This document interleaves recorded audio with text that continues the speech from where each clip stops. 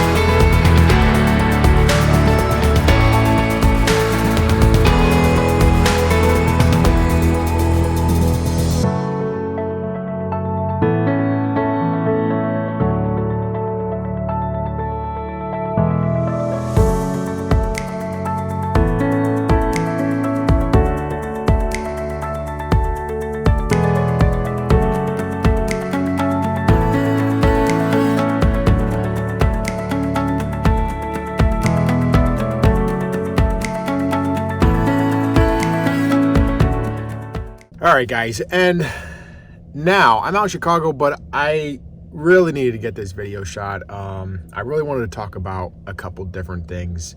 First off is what all happened the last 2 weeks.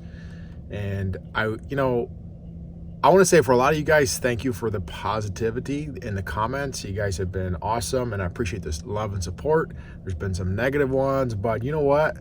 We'll get through it, and not everybody sees what I see. So I just want to fill you in what we did with the driver and what we did with the mechanic.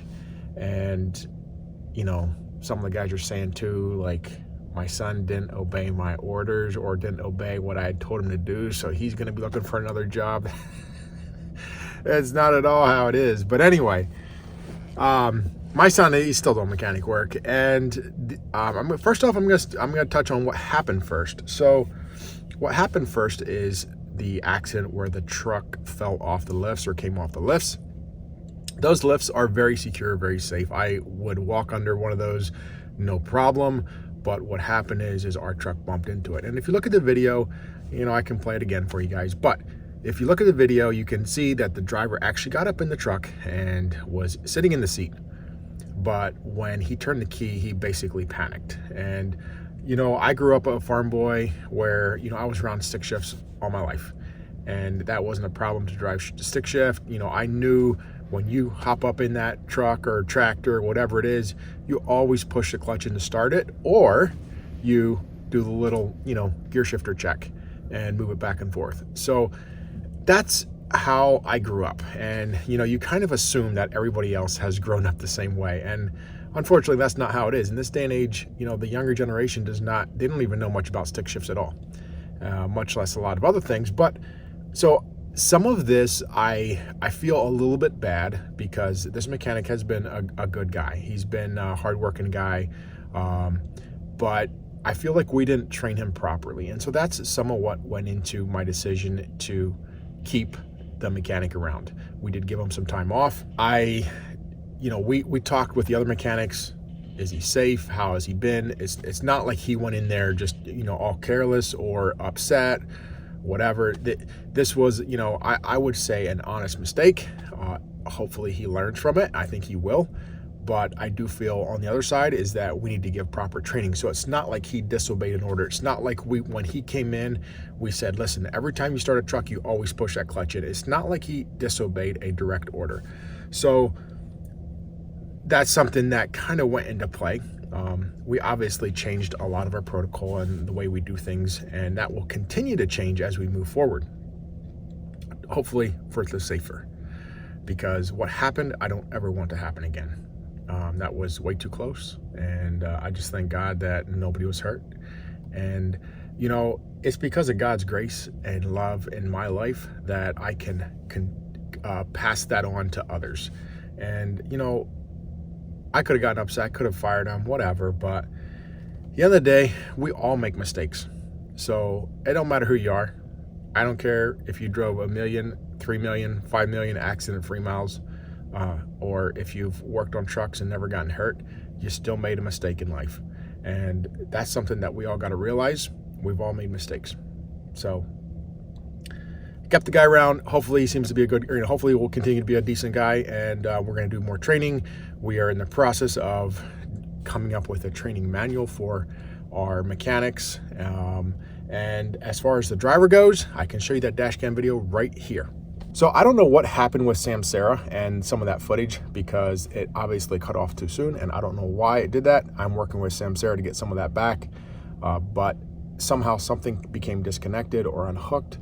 But the driver, basically what happened is he get off the edge of the road, and that shoulder is about 1 foot wide. So once you get off that asphalt, there's a little lip there. Once you get off that asphalt, pulls you in, and you're done. He had about 30 couple ton of salt on. He was hauling out of the salt mine, and he is really lucky to be alive. I thank God that he didn't get hurt worse. He's off work for a bit here, just kind of recovering, very sore, but he'll be back driving again for us. So what went into that is, I looked a little bit at his driving record. So with Samsara, we can see driving record. We can see, how many harsh turns and how many hard stops and whatever else that he had. So his driving score for the last 2 years or whatever has been fantastic. It has been 99 or 100 every single month. And, so that went into this decision is like, it's not like he was doing something safe or something unsafe. And even in this accident, if you look at the speed, so there is one minor flaw. In that video, you can see the dash cam video. The speed says the speed limit is 35 mile per hour, but it's actually 55 where he was. So he was going under the speed limit when the accident happened. So it's not like he was speeding. He was a very cautious, careful driver. Unfortunately, though, if sometimes in those side roads, you look down, whatever it is, you can get off the road and it's over pretty much. So, looking back, yeah, you should have done this, you should have done that, you should have drove into it, but you can't. The accident happened, it's past. The best we can do is look at our mistakes, look at our flaws, look at everything about it and say, what could we have done different? How can we prevent this from happening again? And that's what, I'm looking at is how can I prevent this from happening again with our other drivers? And I want to be a safe company. So we're with a captive insurance group, and that means that we're somewhat self-insured. This comes out of our back pocket. So it's painful. It's really, really painful, but I'm still glad that nobody got seriously hurt. I kept the driver around. Obviously, he's not back to work yet. It will still be a few more weeks. But I look at it like this. It's a lesson learned. And again, because of God's mercy and love and care in my life, I can pass that forward. Sometimes I see where companies will hire somebody, he'll make a big mistake, right away fire him, and you know what? They lost a good asset, because usually when you make one mistake, if you're willing to learn from it, which these guys seem to be willing to learn from it, hopefully, they're not going to make it again. They're going to be more careful. Nobody wants to go through an accident like that, whether it's an accident or something you did or a mistake. We don't want to repeat our mistakes. No one's out there saying, hey, I want to do this mistake over again. This was kind of fun. Not when you're driving a semi-truck like that. So I feel these are expensive lessons, expensive mistakes. And I hope that, I've made the right decision. I thought about it, prayed about it. Hopefully we can move forward. Hopefully these guys can learn, and hopefully we can come forward more stronger than ever. So that's that. Again, guys, I appreciate the comments and all the support. And like I said in the previous video, there's people that are going through worse things than I am. And if you go down through and read some of what people are facing, there's some people facing definitely a lot worse than I am. And I want to be mindful of that. So thoughts and prayers to those who are going through a tough time now.